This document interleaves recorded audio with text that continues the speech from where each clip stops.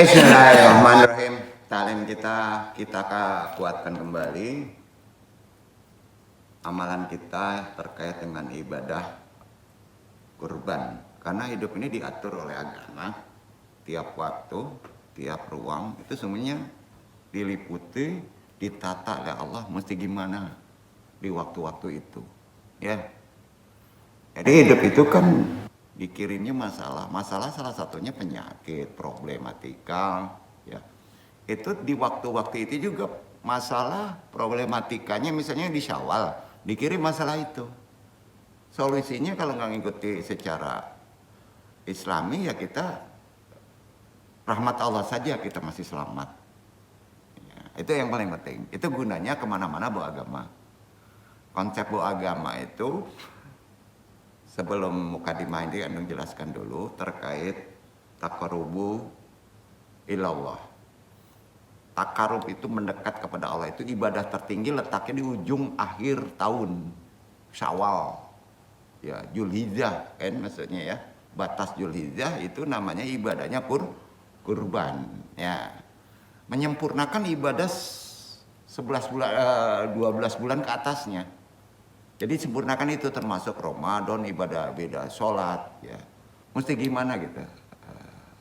Ya, dan itu terkait masalah problema rezeki, problema amanah, ya, problema fisik, kesehatan rohani, jasmani, ya.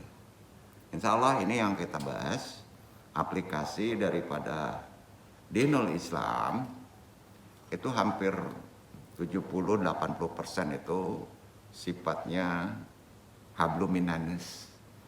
Quran itu menerangannya banyak di habluminanas sampai 70%. Ya, kalau habluminallahnya hanya 25%. Perhatikan aja. Sejarah hubungan antar manusia ya. Amanah itu semuanya, ya. Jadi gimana, Pak? Ritual itu kadangkala ibadah ini zaman sekarang ritual kok jadi pakem betul. Ritual itu ibadah banyak fardu penting, ya. Tapi yang perlu kita pahami, mempraktekkan sudah sholat itu akhlaknya harus akhlak orang yang sudah sholat. Kehablumi nanas. Itu yang disebut membawa agama. Ya, betul kan? Nah, jadi kalau itu nggak dilakukan ya nggak beres tuh kehidupan kita. At-taqarrabu illallah. Artinya mendekatkan diri kepada Allah. Ya. Kita awali kaji ini seperti biasa dengan permohonan kita taharoh 3 tubuh kita. Insya Allah kalau taharoh arah bagian bawah sudah kita lakukan, ya. Dengan puasa Ramadan kita kuatkan kembali taharoh pikiran kita, kecerdasan kita, taharoh qalbu kita dengan syahadatain kita niatkan. Kemudian talqin zikir, istighfar tentunya hanya ditujukan kepada Allah. Nawaitunya ridha Allah. Sama-sama kita lafazkan. Asyhadu alla ilaha illallah. Cukup satu kali.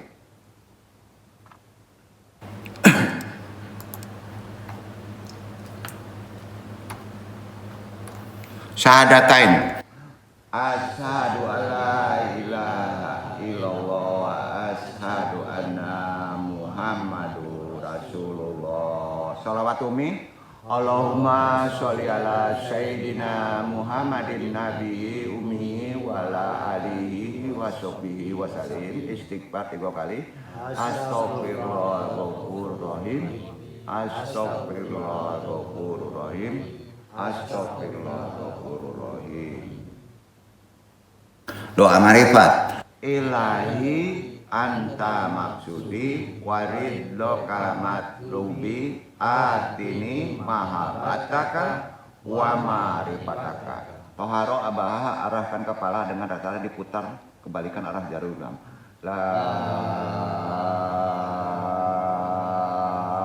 Lempar ke atas. Ilaha illallah. Turun ke bawah. Ulang. La ilaha illallah. Ulang. La ilaha illallah. Kita ulang perhatikan petunjuknya dalam zikir abaha karena ini krusial ya. La ilaha illallah itu lanya 3 putaran Pak. La ilah lempar ke atas membuang. La ilah hanya ke kanan, il ke sini, ke kiri, bukan ke hati, il ke kiri, Allahnya ke tengah. Ya. Paham kalbunya ya? Itu pembersihan kepala. Buang kanan, buang kiri, ya. Allah tetap isinya di sirul, lub, nurani, ya. Segala yang ada di pikiran tadi buang dulu, yang ada cuma Allah. Itu namanya zikir abaha. Alif hidayah, menaruh alif di nur, namanya alif hidayah. Ya. Mulai awalnya itu zikir satar namanya. Apa zikir? Satariyah yang ada diulakan zaman baheula itu begitu Pak. Ya. Aplikasinya sholawat dulang. Ya. Jadi gini.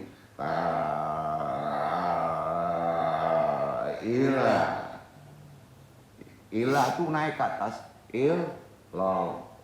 Pernah ya? Pelan-pelan tuh. Jadi antum semua kalau ke sana nggak malu-maluin Pak. Kenapa oleng-oleng? Kita tahu maksudnya. Untuk membersihkan putaran kepala. Ya. Ulang.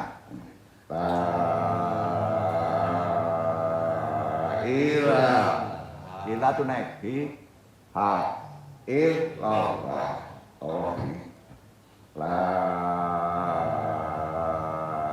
ilaha illallah. Ulang. La ilaha illallah. Nafi isbat. Nafi isbat terendah 7 kali, tertinggi 56 dalam Torekot Qadoriyah Naqsabandiyah. Satariyah zikir abaha itu cukup 3 kali, ya. Cukup 7 kali, tapi tak terhingga yang terbaik. Abaha itu semampunya napas. Jadi tiap putaran itu, napas itu nanti antum letaknya itu pasti di sini. Kalau belum terlatih, napas itu sembarangan, ya. Akan menjadi bagus zikir abaha antum, pikiran antum kalau napasnya sudah ditahan dulu, tapi pas Allah terisi di qalbu sirul, namanya sir, rahasia lub, ada di Quran tuh, ya. Itu namanya zikirnya abaha. Kalau di aslinya itu zikir itu, ya, zikir abaha tadi itu namanya aslinya tarekatnya Kristiyah yang sering disebut Kristiyah. Kalau di lokalan namanya satariyah, satar, penemu, ya. Kita mulai zikir nafi isbat, ya. Mulai dari bawah. La ilaha illallah, la ilaha illallah, la ilaha illallah, la ilaha illallah, la ilaha illallah, la ilaha illallah, la ilaha illallah. Dong jelaskan, la ilah itu nunduk dulu, la naik, ilaha illallah. Launya taruh di tengah dulu, Allahnya taruh di 2 jari puting susu sebelah kiri. Ya, Allah itu di situ. Tep, la ilaha illallah, bukan? Nah, itu jadi kalau dalam segi gerak itu salah satu terapi wilayah dada, pembersih wilayah dada. Jadi orang-orang yang melakukan itu dengan kontinu, istiqomah, ratusan sekali, insya Allah Pak, di samping dada bersih, jantung pun paru-paru sehat. Jadi umumnya ini sudah tidak diamalkan, dianggap aneh, ya, dianggap aneh. Ada perbedaan antara zikir satar dengan zikir Qadoriyah Naqsabandiyah, itu dia perbedaannya. Satariyah wilayahnya kepala. Kenapa Syekh Burhanuddin menaruh sama Tuhan diletakkan di sini? karena orang Minang manggunoan kapalonyo kue bana. Sampai Pak. Maaf. Nandodo juga ada nasab orang Minang. Yahudinya Melayu. Iku sih pikirannya itu main tahara kapalo. Sumber penyakit Pak. Di kapalo banyak berpikir. Sumber penyakit. Bahasa kerennya kalau enggak berpikir awak enggak normal katanya. Memang disuruh berpikir, tapi kalau pikirannya kumuh harus selalu dibersihkan. Segala sesuatunya ada pembersihnya. Pembersih pakaian adalah sabun. Pembersih kepala ada zikra. Pembersih kolbu ada zikri. Zikri beda Pak. Ada di Quran tuh. Ada di Quran tuh. Di situlah tanda sandaran dalilnya. Tanyakan ahlinya, insya Allah ya. Ini sebagai pembuka untuk kita wawasan kita mengamalkan ajaran torekot ya. Torekot itu jalan, metode. Ilmunya namanya tasawuf. Banyak orang ahli tasawuf, bukunya banyak, tapi nggak tahu jalannya. Itu dapat teori saja.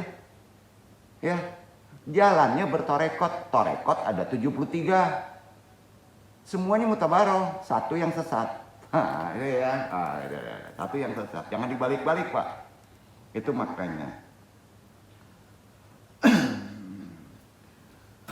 Diulang. La ilaha illallah Muhammadur Rasulullah. Ulang. La ilaha illallah Muhammadur Rasulullah. Khususan ilaruhi Nur Abah Muhammadin. Khususan Nabi Yunaka Muhammad sallallahu alaihi wasallam. Wabil khusus Hodiri Al-Mahdi Khalifatul Rodin. Wa khususon arwahi juriyatihi. Wa khususon arwahi muslimin, mukminin, wa muhsinin. Sama-sama kita lafazkan Al-Fatihah. A'udzubillahi minasyaitonirrajim. Bismillahirrahmanirrahim. Alhamdulillahirabbil alamin. Ar-Rahmanirrahim. Maliki yaumiddin. Iyyaka na'budu wa iyyaka nasta'in. Ihdinas siratal mustaqim. Siratal ladzina an'amta 'alaihim ghairil maghdubi 'alaihim waladdallin. Allahumma ahyina 'alal Islam wa amitna 'alas sunnah. Allahumma anta rabbi la ilaha illa anta khalaqtani wa ana 'abduka wa ala ahdika wa wa'dika masata'tu wa a'udzu bika min syarri ma sana'tu abu'u laka bi ni'matika alayya wa abu'u dzanbi faghfirli fa innahu la yaghfiru dzunuba illa anta. Allahumma ya qadiyal hajat. Allahumma ya kafiyal muhimat. Allahumma ya dafiyal baliyat. Allahumma ya rafi'u darajat. Allahumma ya syafi'al amrad. Allahumma ya mujibad da'wat. Allahumma ya arhamar rahimin. Allahumma inna nas'aluka salamatan fidin wa afiatan fil jasadi wa jadatan fil ilmi wa barakatan fil rizqi wa taubatan qoblal maut wa rahmatan minal maut. Allahumma hawin alana kasakatil maut wa najata minan nari wal afa indal hisab. Rabbi syari sadri wa yassirli amri wa hlul 'uqdatam min lisani yafqahu qawli. Ya Allah, mudah-mudahan pentalim dan juga yang ditaklimi dimudahkan urusannya dan dimudahkan taklim ini dan Allah meridhoinya. Alhamdulillahirabbil alamin.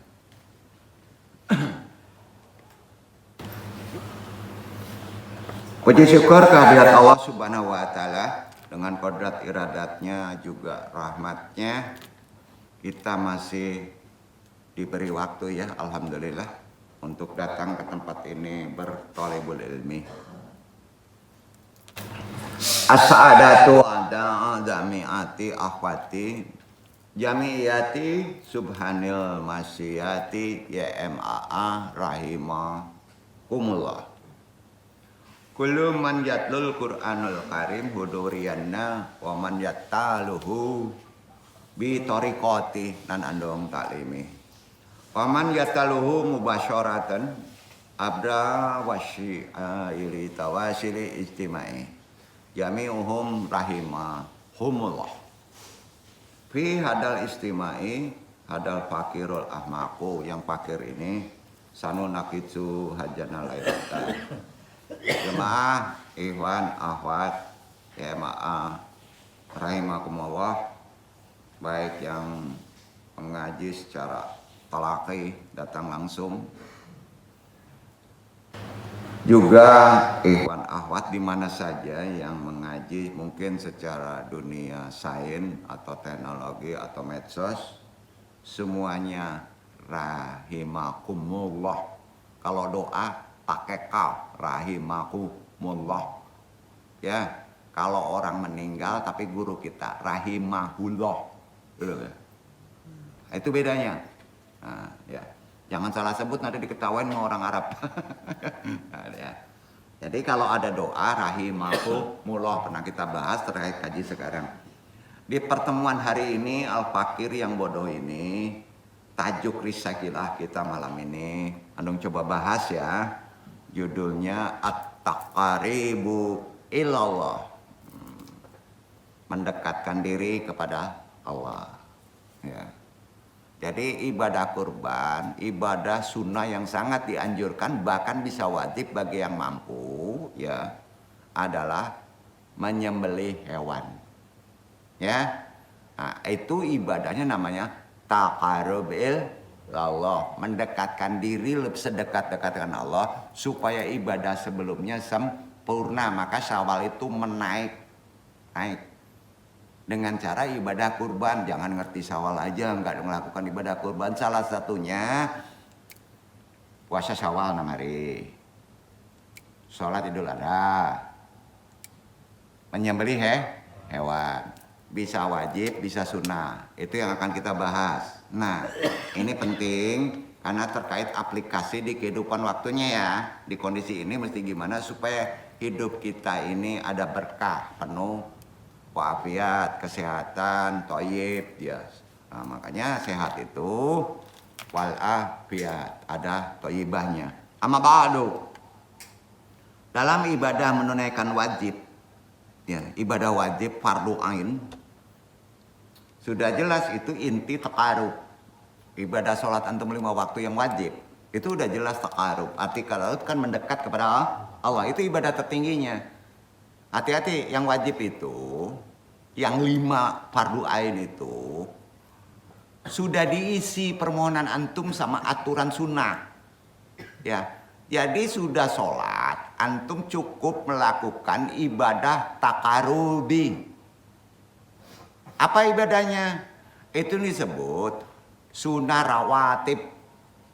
Sunnah rawatib tahu? Ada sholat sebelum zuhur, sesudah zuhur, ada sholat sebelum asar, sesudah maghrib, sesudah subuh, itu namanya sunnah rawatib. Itu yang disebut ibadah sunnah taqarrubu ilallah. Ibadah wajib memang mendekat ke Allah, tapi itu wajib, nggak boleh diisi dengan hantu belau, termasuk niat kita pengen dunia, nggak boleh Pak. Itu tugas kita, ikhlas aja, ya. Jangan dimacem-macemin, ya. Gitu aja Pak. Jadi kalau ingin diperpanjang dengan doa, ya, sebaiknya kalau sudah kita diisi Rabbik firli warhamni warjukni wadzburni warfani wa'afini wa'fu'ani, nawafil kita ikuti sholat sunnah rawatib, apakah 2 rakaat, pindah geser tempat kan?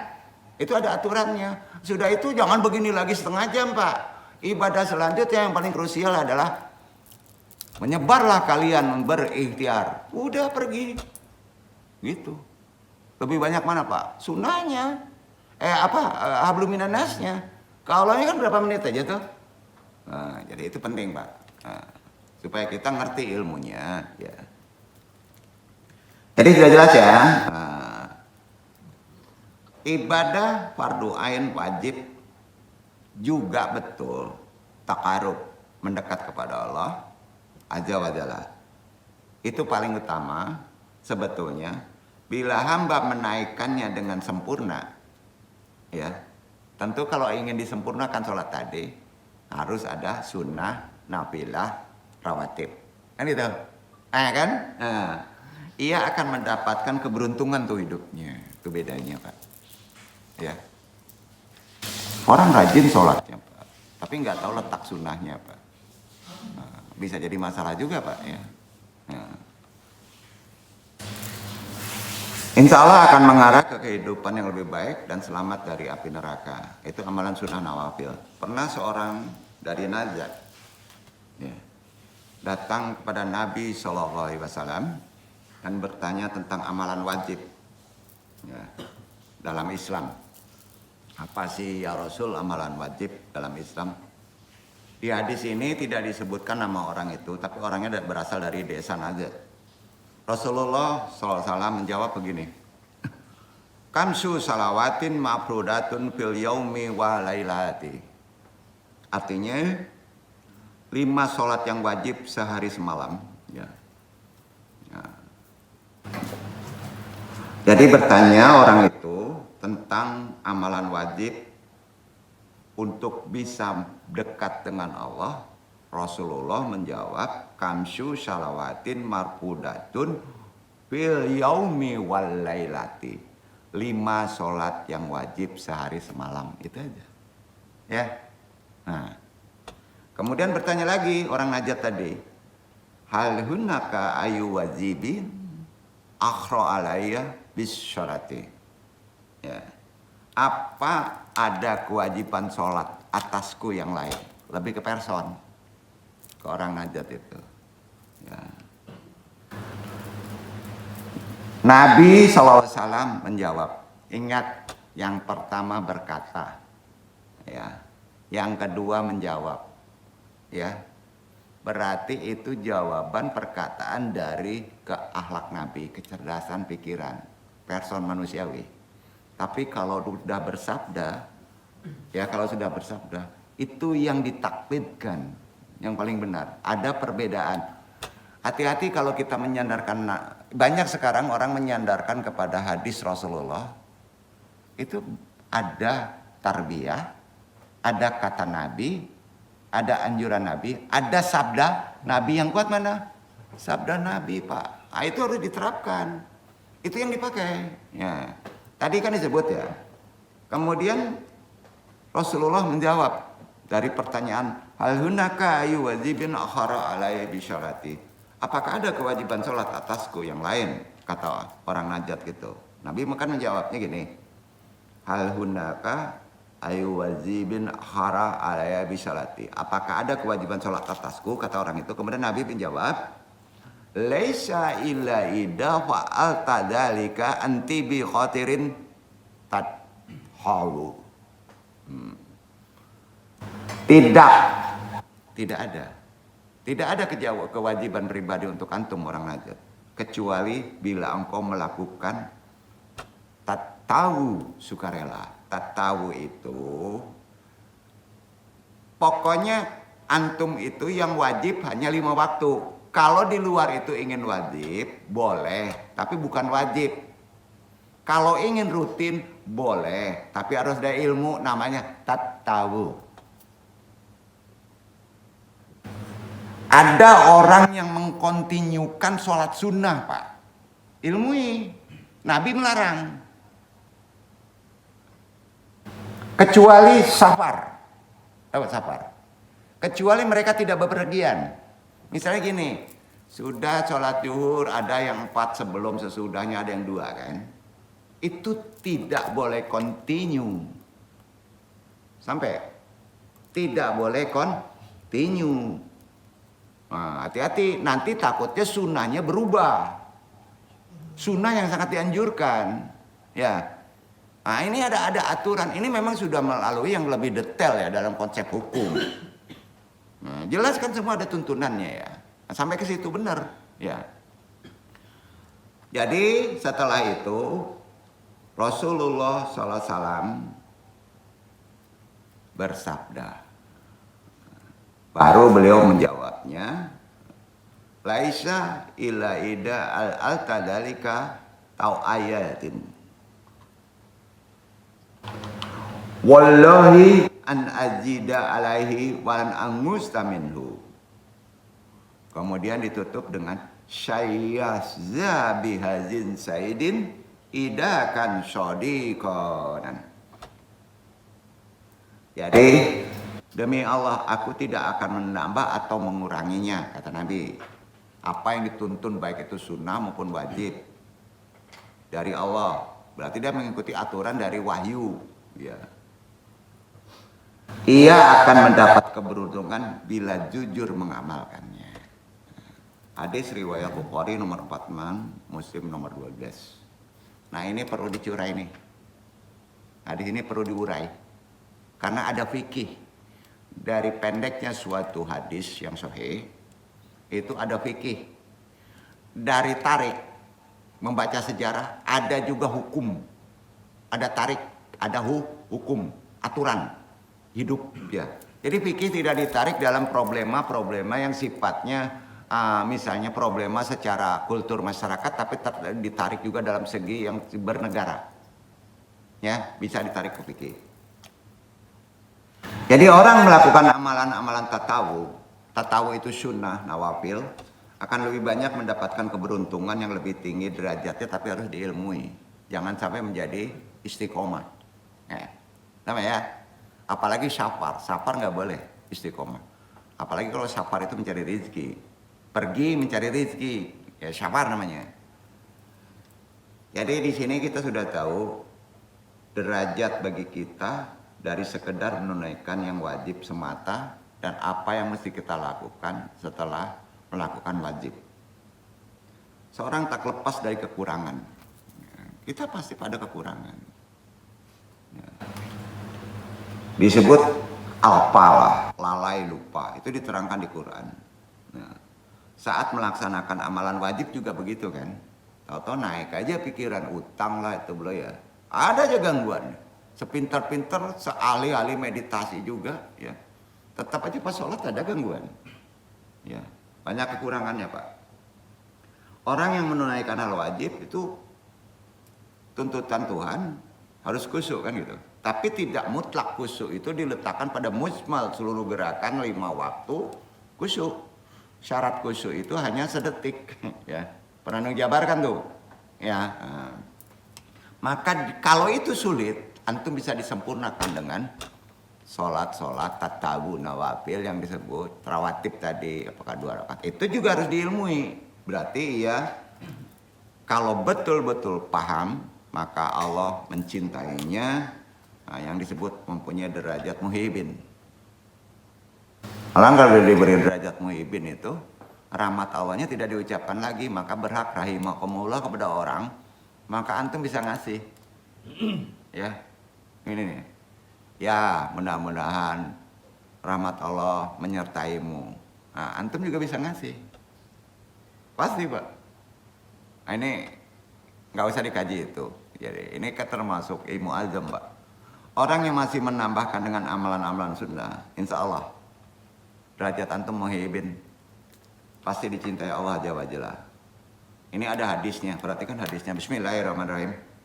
Wa ma taqarraba ilayya abdi bi syai'in ahabba ilayya mimma tadrubuhu alaihi wa ma yazalu abdi yataqarrabu ilayya bin nawafilata uhibbahu fa idza ahbabtuhu kuntu sam'ahu alladhi yasma'u bihi wa basaraha alladhi yubsiru bihi wa yadu allati yabtisu biha marizallah allati syamsi biha wa insalani tatihu walain ista'adani lawai idannahu.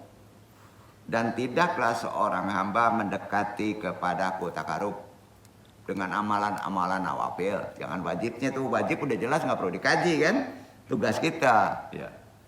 Itu amalan-amalan misalnya sholat ini, begini, sodako, itu termasuk takarub. Ya. Tidaklah seorang hamba mendekat kepadaku yang lebih aku cintai daripada apa yang telah aku fardukan kepadanya, betul kan? Ya. Maka sempurnakan dengan nawafil. Kalau antum ada masalah, ya. Jangan ke dokter aja Pak. Nah gitu. Hambaku terus menerus mendekat kepadaku dengan ibadah-ibadah sunnah, betul kan? Hadis ini keren loh. Banyak diomongin orang, tapi hakikatnya harus dipahami konteksnya. Hingga aku mencintainya. Betul? Kalau Allah sudah mencintainya, bila Allah sudah mencintainya, maka aku pun menjadi pendengarannya. Dituntun ke telinganya, dituntun sama Allah. Ya, yang ia gunakan untuk mendengar. Tentunya pasti yang baik. Ya kan? Menjadi penglihatannya, matanya dituntun sama Allah, bukan mata Allah. Dituntun mata antum yang ia pakai untuk melihat. Tentu melihat yang baik. Nah, menjadi tangannya yang ia gunakan untuk berbuat. Tentu perbuatan yang baik. Dan menjadi kakinya yang dipakai untuk berjalan. Bila ia meminta kepadaku, ini kerennya. Apa jawaban Allah? Aku pasti memberinya. Tuh. Jadi cobalah ya, ibadah-ibadah rawatib itu letak yang paling keren di luar ibadah penyembelihan kurban adalah tiap hari ada Pak. Takarub itu namanya, takarub. Supaya antum berdoa mudah dibelikan, pasti kuberikan. Apa itu kira-kira? Kapan zuhur sholat sunnahnya di mana? Asarnya berapa rakaat? Sholat sunnahnya itu namanya menguatkan permohonan kita. Jadi doa itu bukan di sholat Pak. Nggak perlu disebut. Nawafil saja Allah tahu tuh. Sampai Pak. Nah itu dia Pak. Jadi itu hadisnya jelas. Dan bila meminta perlindungan kepadaku, pasti. Ingat, di sini ada kata-kata pasti. Pasti Allah lindunginya. Bila hambaku memohon kepadaku, pasti ku kabulkan. Bisa bila meminta pertolongan, pasti ku beri pertolongan itu. Jadi di mana letaknya? Dengan begini, dengan tawasul, dengan zikir? Enggak. Direndengkan takarub itu dengan sholat. Quran menyebutkan sholat itu suruh apa Pak? Kurban. Sholatlah kemudian berkurbanlah. Betul. Betul. Kurban itu apa Pak? Takarub. Maka kalau antum mampu, insya Allah, coba ibadah takarub dipraktekkan, jangan tinggalkan kurban. Beli rokok bisa bro. Setahun kalau ngumpulin nggak mungkin nggak bisa kebeli jawi itu sapi dan Pak. Ya. Maka nabung. Apakah boleh kalau kurban ngutang? Boleh, tapi bayar. Gitu aja Pak. Selesai tuh Pak setahun. Urusan antum. Jadi doa nggak perlu gini-gini lagi Pak. Karena antum sudah dicintai Allah. Itulah nempelnya rahimakumullah. Dengan ibadah kurban. Yang antum terangkan di luar ibadah kurban. Yaitu ibadah wajib juga takarub. Tapi harus disempurnakan dengan ibadah sunnah nawafil. Atau sunnah rawatib. Sampai ya maksudnya ya. Nah, itulah orang yang bertakarub dengan yang sunnah setelah yang wajib. Insya Allah kata Nabi, hidupnya mempunyai keistimewaan lebih tinggi dari sekedar muslim yang umum. Ya. Ini kata Nabi. Ya. Bukan sekedar menunaikan yang wajib saja.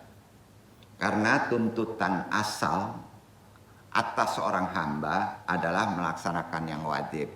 Nawafilnya tinggi banget Pak.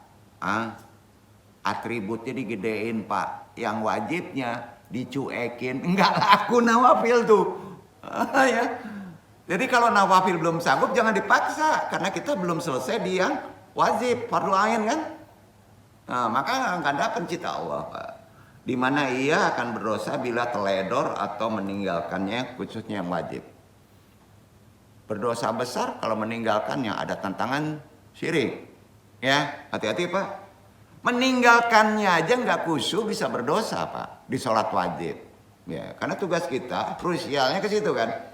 Sehingga maksud dari bertakarub dengan yang sunnah itu menyempurnakan kekurangan kita sholat di fardu ain. Itu poinnya.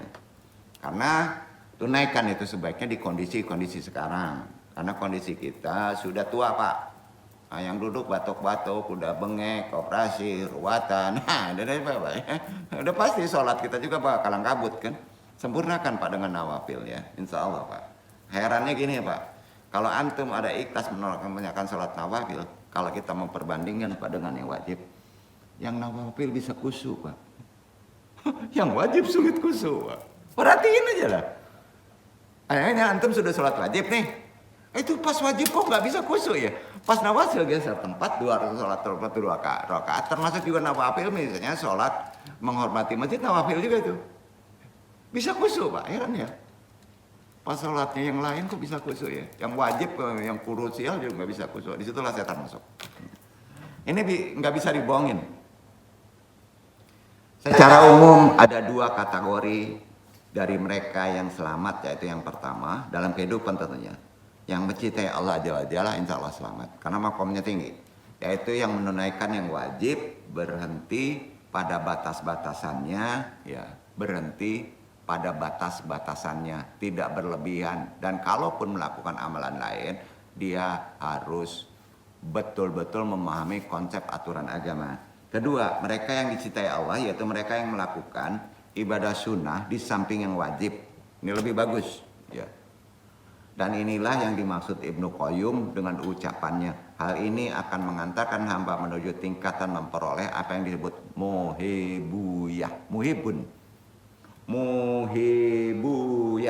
atau mahbubiyah.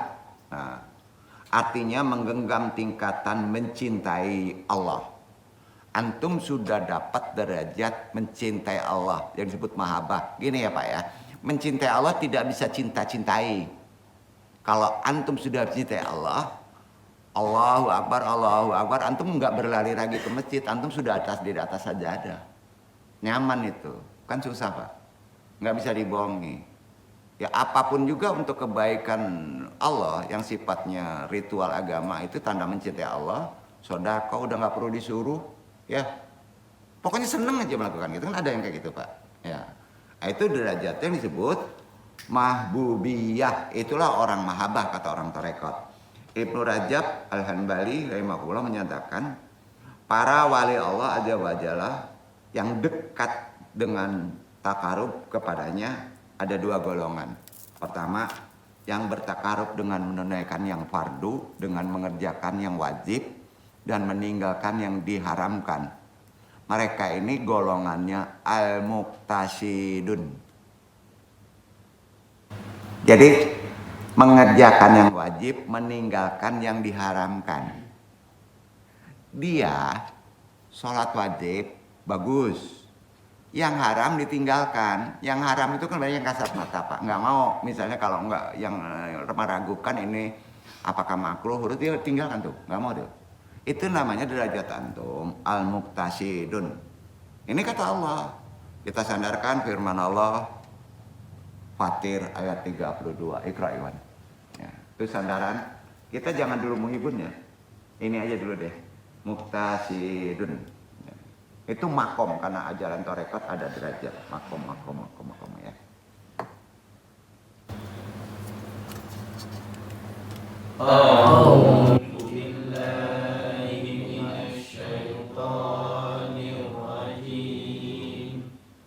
Bismillahirrahmanirrahim.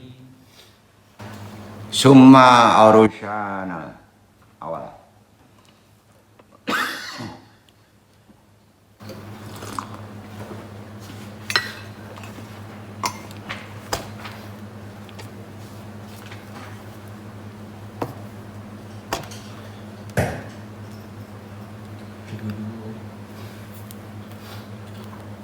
ثم أورثنا الكتاب الذين اصطفينا من عبادنا فمنهم ظالم لنفسه ومنهم مقتصد ومنهم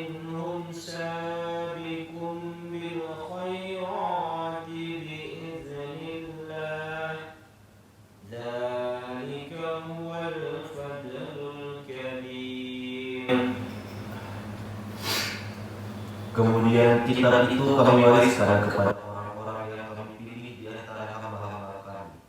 Lalu di antara mereka ada yang menganiaya diri mereka sendiri, dan di antara mereka ada yang pertengahan, dan di antara mereka ada pula yang lebih dahulu berbuat kebaikan dengan izin Allah.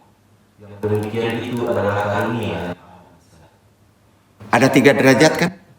Jangan sampai kita sholat derajatnya adalah menganiaya diri kita sendiri. Naik di yang ke tengah. Mudah-mudahan antum dalam sholatnya itu ditambah dengan sunnah mencapai derajat yang pertengahan. Itulah yang disebut al-mutaqsidun.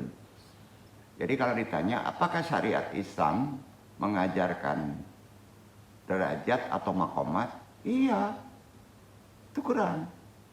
Jadi orang menganggap makomat itu kan milik orang tarekat. Enggak Pak, bukan milik tasawuf, milik syariat. Kalau intinya ilmu tertinggi apa Pak? Syariat Allah. Syariat Allah. Ya. Karena Islam itu kan kafah. Betul kan? Nah, jadi jangan dipenggal-penggal Pak. Memenggal dalam tarbiyah misalnya hakikat, tarekat, itu kan untuk menjelaskan tarbiyah supaya kita bisa kafah, betul kan? Kalau udah inti kafah kita udah nggak macem-macem deh. Bahkan omongan kita juga sangat sedikit, pasti. Karena fatwanya timbul sendiri dari kolbu, iya kan? Al-ilham gitu. Manusia itu diberi wahyu Pak. Orang yang diberi wahyu muncul derajat. Jangan sampai antum sholat tapi menganiaya diri sendiri karena sholatnya lalai dan lupa. Maka naikkan. Betul kan? Dan itu solusi. Dan itu bukan untuk akhirat aja kok. Untuk kehidupan dunia kok. Ya. Jadi ibadah itu kan nggak ritual aja. Ada ibadah itu banyak. Antum terangkan hanya khusus ini ibadah yang sifatnya fardu ya. Fardu ain secara ritual. Kalau ingin menjabarkan dari dalam ya ilmunya ada di win. Panjangin, pendekin, ya udah. Nanti silabus 1 tahun, nah udah sampai fikih sekian ya. Udah ada sejarah tuh belum. Kurang ikhlas juga Win ya. Masya Allah, nggak boleh ya sudon, nggak boleh ya. Tapi kita penting kan menyampaikan hal ini. Itu dia dasarnya. Karena itu menunaikan amal wajib adalah amal yang paling utama seperti ucapan Umar bin Khattab. Ya. Kalau antum nggak sanggup menambah sunnah-sunnahnya di amalan wajib ini, perhatikan. Inna ahama, ini kata-kata bukan Nabi ya, ini sahabat 4. Inna ahama mumarasatin hiyal qiyamu bima yatlubuhullah walitiadu ama haramullah wa antakuna niyatu hasanatan fi tahqiqi ma huwa indallah. Amalan yang paling utama adalah menunaikan apa-apa yang Allah wajibkan.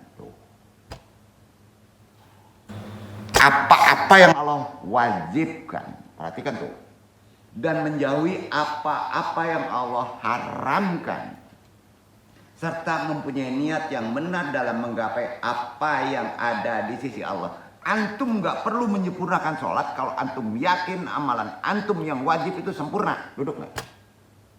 Tapi itu kan adigung Pak, derajat itu wali. Kita derajatnya lalai, apalagi akhirul zaman. Terkontaminasi nggak pikiran kita, hati kita, perasaan kita.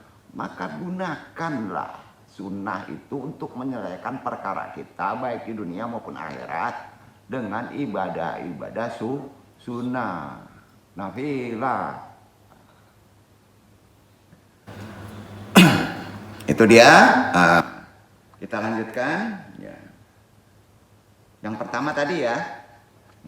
Itu kata Umar bin Khattab, bertakarub dengan menunaikan yang fardu. Yang kedua, di samping bertakarub dengan ibadah wajib, tadi kan takarub dengan ibadah wajib, santaran dalilnya ada mendekat kepada Allah dengan ibadah wajib. Juga bertakarublah dengan ibadah sunnah. Mereka berada pada tingkatan sabiqun muqarrabun. Kata Quran tadi, sabiqun muqarrabun itu disebutkan ya akan lebih dulu berbuat baik dengan izin Allah. Ya, tadi kan di Quran surat Fatir ayat 32. Jadi antum berbuat baik itu very well, Pak. Datang ke masjid very well, nggak ada halangan. Itu yang disebut secara apa? Secara jumhur ulama, derajatnya adalah sabikun muqarrabun. Nah, yang bergegas menyebut kebaikan yang diizinkan Allah, itulah inti dari orang yang sudah sampai derajat taqarrub. Setelah menunaikan yang wajib, mereka giat pula melakukan yang sunnah dengan senang hati, ya, dan bersikap wara. Tahu wara, Pak? Bahasa wara secara di syariat gampang aja. Wara itu adalah tidak melakukan hal yang dimakruhkan. Makruh, Pak? Makruh. Ya, tidak dilakukan taruh itu, Pak. Aku batuk. Nggak mau, Pak. Kasih uang, Pak, ya, sama orang. Nggak tahu asbab uang, nggak mau diambil. Itu makruh. Itu tidak dilakukan. Insya Allah derajatnya muhibun. Ya, bersegera dia akan melakukan kebaikan tuh, dan rezekinya pasti ada. Karena apa? Karena tangan kakiku dikontrol Allah. Berdasarkan hadis tadi, betul kan? Dan ingat semua sahih loh. Begini, kalau di Quran dan hadis sahih, taklid aja deh. Jadi solusinya jangan macam-macam supaya Anda nggak laku. Itu kan? Insya Allah selesai tuh, Pak. Ada semua tuntunan itu, detail kok. Iya. Ini kan sama seperti dalam hadis qudsi yang artinya tadi disebutkan di atas tadi. Hambaku terus menerus mendekat kepadaku dengan ibadah-ibadah sunnah hingga aku pun mencintainya. Tuh kan? Ya. Kalau antum sudah dicintainya, nggak laku di sini, Pak. Nggak laku. Problemnya nggak pernah mau ngomong. Ya. Dokter pun nggak laku, Pak. Ya. Pasti nggak laku. Orang yang dicintai Allah akan diberikan untuknya kecintaan, ketaatan kepadanya dengan mudah sekali. Ya. Dan menyenangkan. Dan selalu zikir, ingat kepadanya tanpa diingatkan. Ingat aja sama Allah. Dan mendapatkan kedudukan di sisinya. Semua ini kalau ingin melihat referensinya dengan jelas. Ya. Mana sandaran referensi Anda? Kamu sebut. Kitab Jami'ul Ulum wal Hikam. Kalangan Ibnu Rajab Al-Hanbali. Bab 2 halaman 330. Silakan catat tuh. Epistemologi ya, tapi lebih detail. Ya. Amalan nafilah itu sunnah, dibantu menyempurnakan ibadah wajib untuk mengejar taqarrub supaya dekat dengan Allah dan hasilnya mencintai, kan gitu. Nah, ini banyak ragamnya amalan itu. Jadi solusi pemecahan problem kita itu banyak, Pak. Allah memberi jalan, memberi torekot jalan itu. Nah, amalan taqarrub itu banyak ragamnya. Nah, ya, jadi di mana intinya adalah amalan yang bersifat tambahan dari amalan wajib, sholat, zakat, puasa, haji, ya, umroh, itu bermuatan sunnah kan? Ada muatan sunnahnya. Jadi bukan wajib saja. Beberapa contoh dari amalan sunnah, namun karena keterbatasan waktu Andong sebagai pentaklim ini, nggak mungkin lah kurangnya cukup. Kita yang inti-intinya, yang Andong perlu sampaikan kan, amalan-amalan sholat, baik wajib mau sunnah dan ibadah kurban. Itu yang paling penting secara kesimpulan yang harus dijelaskan ya. Dalam ibadah sholat ini ada 3 kategori. Perhatikan ya. Dalam ibadah sholat ada 3 kategori. Pertama, sunnah. Kedua, mustahab. Ketiga, tathayu. Perhatikan. 3 kategori ibadah sholat. Ya, ibadah sholat itu ada 3. 1 sunnah. 2 mustahab. 3 tathayu. Yang dimaksud sunnah adalah amalan sunnah yang terus dilakoni dan dijaga oleh Rasulullah alaihi wasallam. istiqomah Pak. Tapi ibadahnya sunnah. Tapi istiqomah. Sedangkan yang mustahab, jadi ada ibadah sunnah yang istiqomah, dilakoni terus menerus. Tapi ada pula yang tidak dilakoni dengan hal tertentu. Itu nanti diilmui ya. Nah, yang kedua disebut mustahab. Amalan sunnah juga yang memiliki keutamaan namun tidak ada riwayat yang menyatakannya. Nggak ada riwayatnya. Ya, bahwa Nabi SAW terus menerus melakukannya. Dia melakukan ibadah yang namanya mustahab ini kalau dia ada masalah. Tahu nggak? Maka dia pakai sunnah itu. Waktunya beda. Apakah zuhur, apakah asar. Kalau terkait rezeki kapan Pak? Menjadi mustahab ini. Ya. Menjadi mustahab. Ada yang disebut sholat pagi-pagi. Ada yang tahu namanya sholat apa? Pagi Pak. Setelah subuh. Ah itu dia. Mustahab tuh. Berarti tadinya ke rezeki. Tapi ingat itu tidak terus menerus. Kalau ada orang sholat disebut misalnya sholat sunnah apa namanya tadi? Yang pagi? Hah? Sholat kalau pagi-pagi sholat itu terbit matahari. Hah? Sholat duha itu kan orang sering dikaitkan rezeki, ya. Itu tidak istiqomah. Duduk nggak? Nabi melarang. Nabi melarang. Kalau ada yang disebut, kalau dalam mutawasim itu disebut gini, mutawasim ditunjuki ini petunjuknya. Jadi gini, kalau kita nggak ada rezeki dan sangat penting, maka lakukan duha. Tahu nggak? Jadi menunggu petunjuk dulu. Petunjuknya adalah problema. Kalau tidak ada problem, taklid semua menjadikan sunnah istiqomah. Amarah Nabi itu. Itu hampir mendekati derajat, nggak boleh menyamakan derajatnya dengan wajib subuh, tuh nggak? Itu ilmunya. Oh, ambo lu dapet bini kok, ya. Umpama jomblo, duha sih taruh. Oh, istiqomah nggak bisa begitu. Itu sebab beragama tuh diilmui. Ada petunjuknya di sini juga menyenek hadis, menyenek Quran. Di Quran juga ada tingkatan bertanyanya. Bil ayat, bil sunnah, bil hikmah. Lapisannya kan beda. Bil ayat tanya ke atasnya, tanya ke bawahnya, dijawab di Quran juga. Bil ayat ke ayat. Kan ada sandarannya surat apa aja yang dijawab oleh Quran lagi. Kalau bil sunnah surat apa? Tahu nggak antum? Itu derajat mufasir. Kalau nggak membedah, nggak belajar, yang duduk juga nungging juga belajarnya tuh. Bukunya sebebedan ada sakit kepala. Ya. Belajar juga, bukan ngandalin andung aja, kalau ngandalin nggak sorry ya. Kan gitu nggak bisa Pak. Ya gitu ya. Itulah. Nah, jadi itu tadi sholat-sholat yang perlu kita pahami.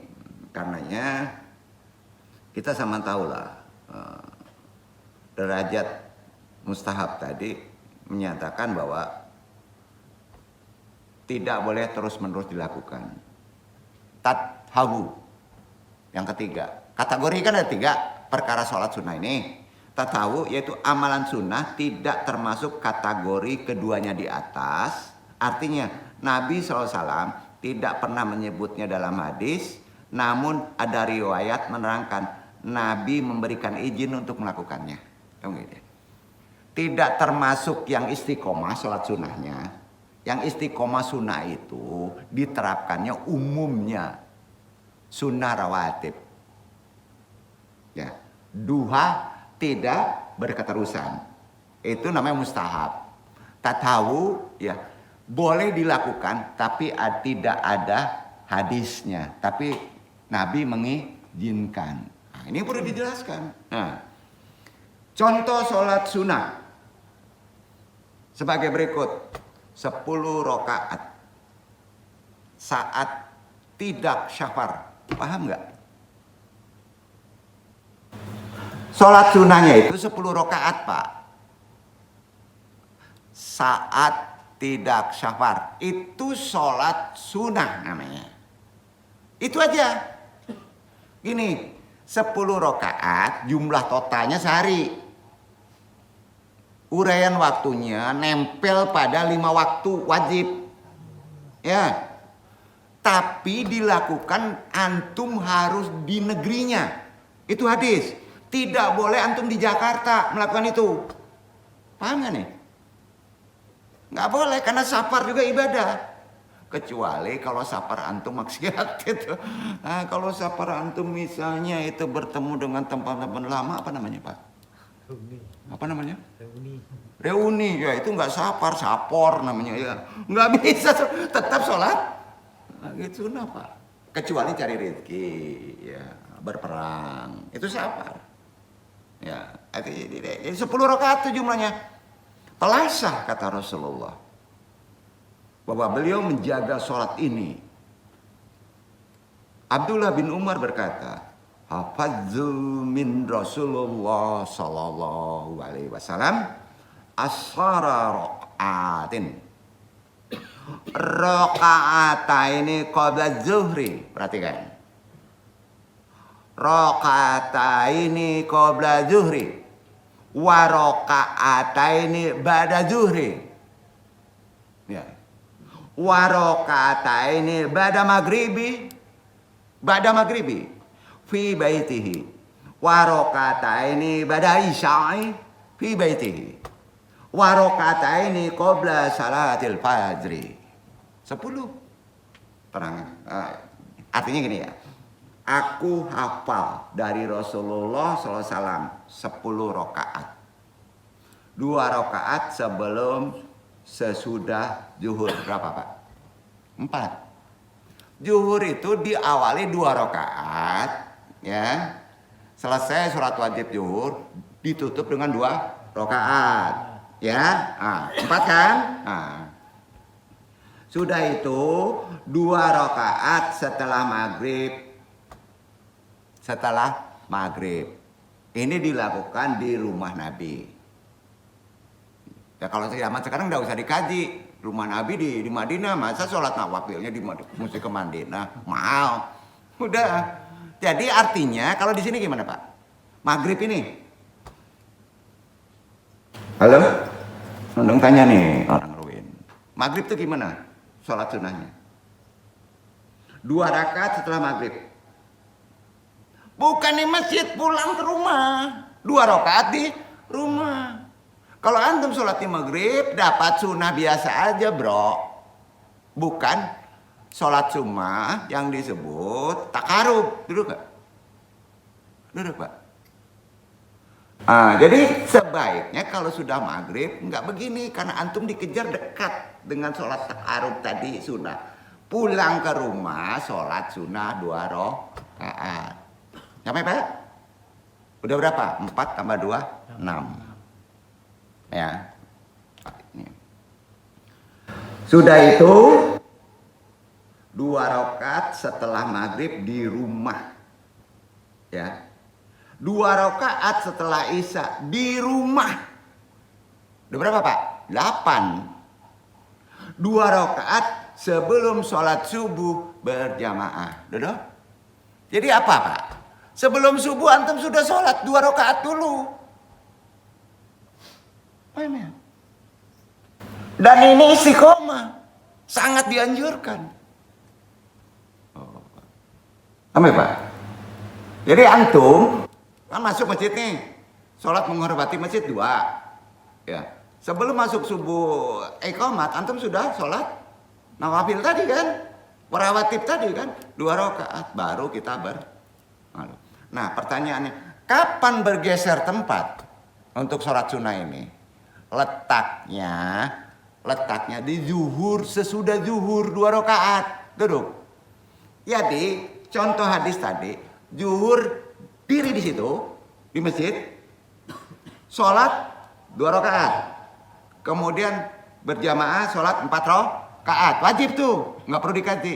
Sudah itu bergeser tempat. 2 rakaat di situ juga. Sampai Pak? Di masjid juga. Itulah dia. Nah, Hadis riwayat Bukhari nomornya 1180, Muslim 729. Itulah sandaran dalil hadis untuk sholat sunnah yang sangat keren, yang berdekatan dengan sholat wajib. Antum nggak perlu banyak begini Pak. Kenapa? Karena ada hadisnya. Nggak perlu gini-gini banyak. Minta tolonglah dengan sabar dan sholat. Sabar itu lakukan dengan sholat sunnah nawafil tadi. Sepakat? Sepakat nggak nih? Insya Allah. Ya. Jadi tuntunan ini banyak kurang dijelaskan. Anda menjelaskannya mesti lebih detail karena ini sangat krusial kan, ya kan? Waktu kita habis Pak. Ya, untuk mencari rezeki tuntunan ikhtiar tinggi loh zaman sekarang loh, iya kan? Tapi kalau kita tidak diilmui dengan ibadah sholat yang ratusan puluhan lamanya itikaf hantu belau, wah kerepot Pak.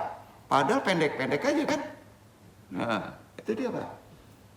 Jadi Nabi SAW tidak meninggalkan 10 rakaat ini seperti yang diungkapkan Ibnu Qayyim rahimahumullah, sama sekali saat berada di dalam negeri.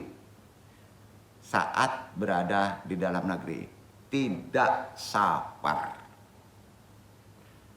Ketika 2 rakaat sebelum zuhur ini luput, ada sholat zuhur, tahu-tahu udah azan, luput kita sholat sunnahnya tadi. Nah, ya. Kata Nabi yang khusus zuhur ini, luput beliau mengkodoknya setelah asar. Duduk. Bayangin Pak. Jadi asar itu sebelum atau sesudah? Asar. Sholat sunnahnya. Tadi kan disebut. Asar. Zuhur kan ya. 2 rakaat sebelum dan sesudah zuhur. 2 rakaat setelah maghrib di rumah beliau. Rakaat isya. Ulang. 10 rakaat. 2 rakaat sebelum dan sesudah zuhur. 2 rakaat setelah maghrib di rumah beliau, 2 rakaat setelah isya di rumah beliau, 2 rakaat sebelum sholat subuh. Di mana asar? Asar nggak ada sholat sunnah. Sampai Pak. Kalau dia tidak sholat sunnah tadi di zuhur, Bapak lakukan di asar kalau terkejar. Nah gitulah gampangnya. Paham ya? Nah, insya Allah dengan begitu kita paham tuh dalam sholat sunnah. Karena sholat sunnah itu membantu kesusahan kita Pak. Minta tolonglah sabar itu dengan sholat sunnah. Baru sholat. Nah. Jadi ini masih banyak. Andung belum sampai kurban karena kondisi yang di depan ini juga yang duduk ini agak kacau juga, namanya manusia ya. Andung tutup sekian dulu, mudah-mudahan tadi ini udah sampai inti ke permasalahan ya. Khusus takarub kepada Allah pada sholat wajib dan sholat sunnah ya. Belum ke kurban. Kalau kurban sebenarnya gampang Pak menyelesaikannya. Pokoknya ibadah kurban. Cuman yang banyak nggak tahu itu di kurban itu. Hati-hati Pak ya. Kurban itu ada ibadah ritualnya yang tidak boleh dilanggar. Dan dia harus tahu ukuran kantum wajib atau tidak. Ya. Antum wajib atau tidak. Kalau dihitung dari kita hablum minanas kita dalam kurban, sebenarnya semuanya ini harus wajib Pak. Tahu ya Pak? Harus wajib. Jadi itulah yang perlu kita sampaikan. Karena ibadah ini sangat-sangat sekali menjadi makomat tertinggi. Itu sebabnya diletakkan pada ujung tahun. Ya. Banyak maaf, mudah-mudahan bermanfaat. Wassalamualaikum warahmatullahi wabarakatuh.